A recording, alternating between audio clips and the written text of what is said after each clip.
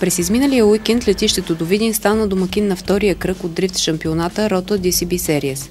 За първи път в България феновете гледаха на живо професионален високоскоростен дрифт. Скоростта на влизане в първия завой при някои участници достигна 150 км в час. В съботния ден дрифтърите направиха обиколка с автомобилите си във Видин. За целта бе осигурен полицейски ескорт на пилотите от летището до центъра на града, където участниците паркираха колите си на площад Вдинци, точно пред сградата на община Видин. В един от автомобилите се качи и кметът на Видин Герго Гергов.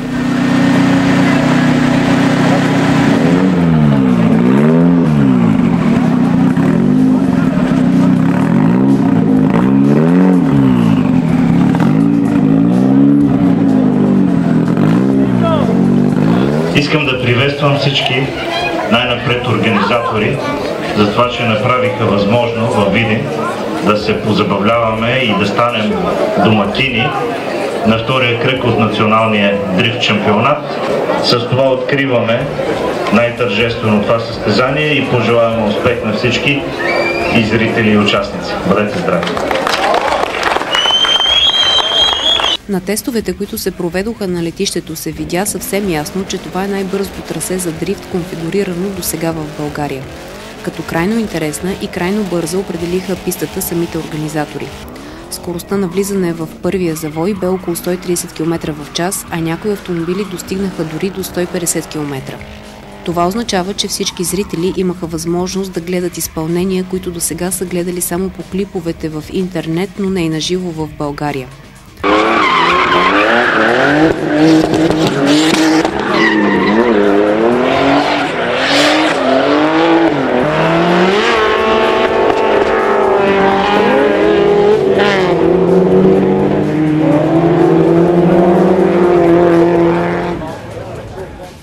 12 участници се подготвяха в боксовете на видинското летище преди състезанието.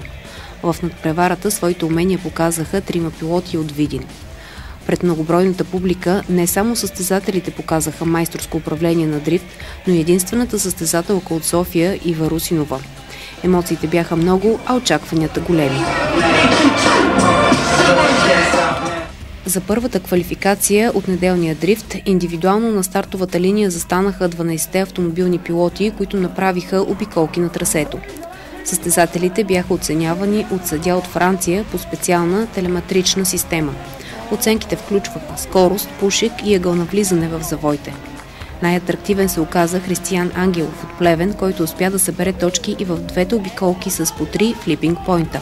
Зарез своя автомобил, подготовка и взима първия флипинг пойнт!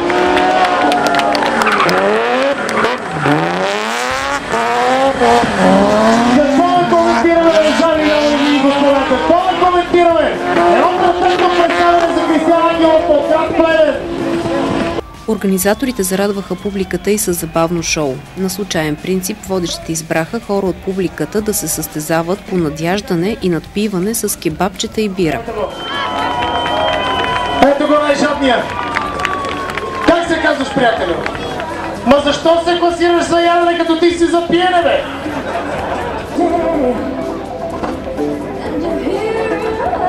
Той пък иска да кара. Как е, приятелю? Как са нещата?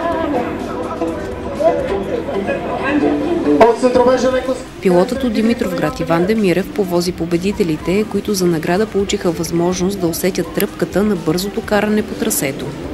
Иван Демирев и двамата финалисти!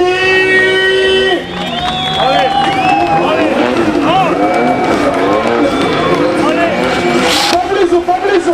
Така!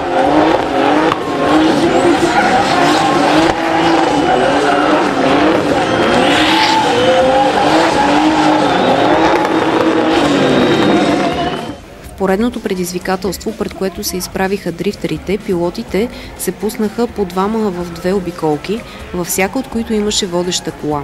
В тази квалификация съдиите отчитаха ъгъл на влизане в завоите, скорост и дистанция между участниците. В първата надпревара един за друг застанаха Симон Петров от София и Павел Панков от Видин.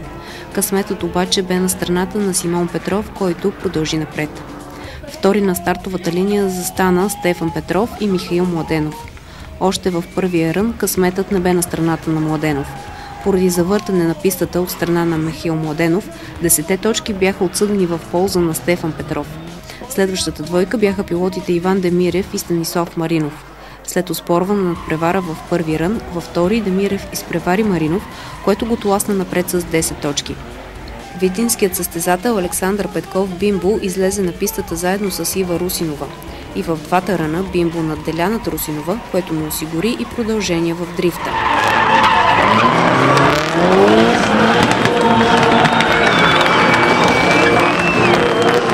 Победата на Емил Емилиянов над Симеон Петров на четвъртфиналите му осигури участие на полуфинала.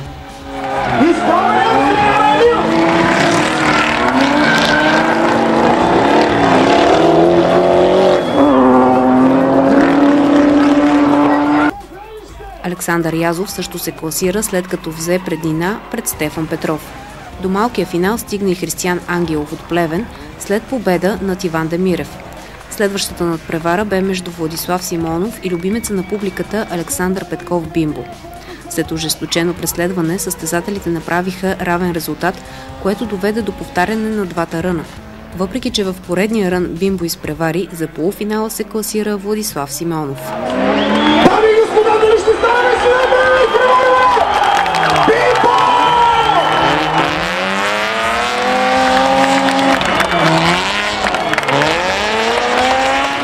В пряка битка към малкия финал тръгнаха 4 пилоти. Видинският състезател Емил Емилиянов, Александър Язов от София, Християн Ангелов и Владислав Симонов от Плевен.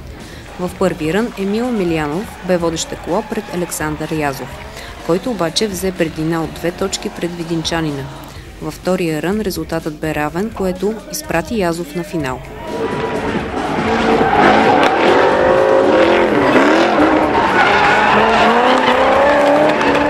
В първите два ръна Владислав Симеонов и Християн Ангелов завършиха с равен резултат, което доведе до повтаряне на ръновете. Докато чакахме пилотите да сменят своите гуми, всички имахме възможност да се насладим на невероятното дрифтиране, което направи Александър Петков. Бимбо шоу, както го нарекоха, бе за най-верните фенове на пилота, които го подкрепяха през целия ден.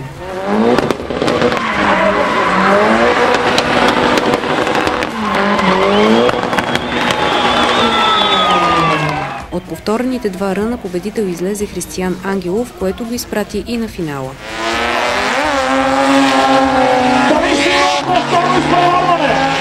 Интересно се разпределиха и пилотите на финала. На квалификациите Александър Язов и Християн Ангелов се класираха съответно на 3-то и 4-то място.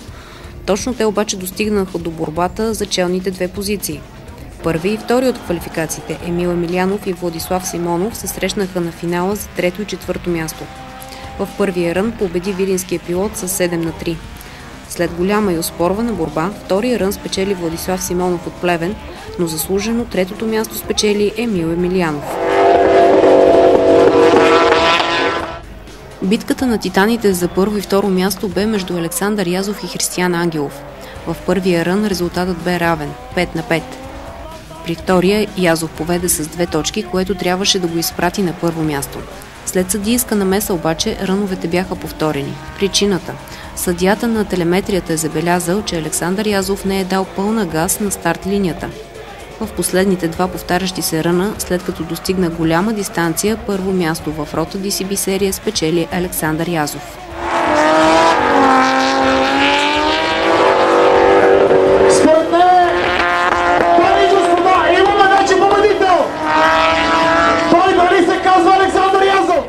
Ето как изглеждаше класирането и на почетната стълбичка. Трето място за Емил Емилиянов, второ за Християн Ангелов и първо за Александър Язов. Видинският кмет Герго Гергов връчи купите във втория кръг на националния дрифт шампионат. За сърцата на Видин! Това са момчета, за които стремиха към Видин! Публиката определи и най-атрактивния състезател в дрифта и наградата бе присъдена на Александър Петков Бимбо. Отбора на Дрифт Клуб България пък получи награда за най-добро представяне.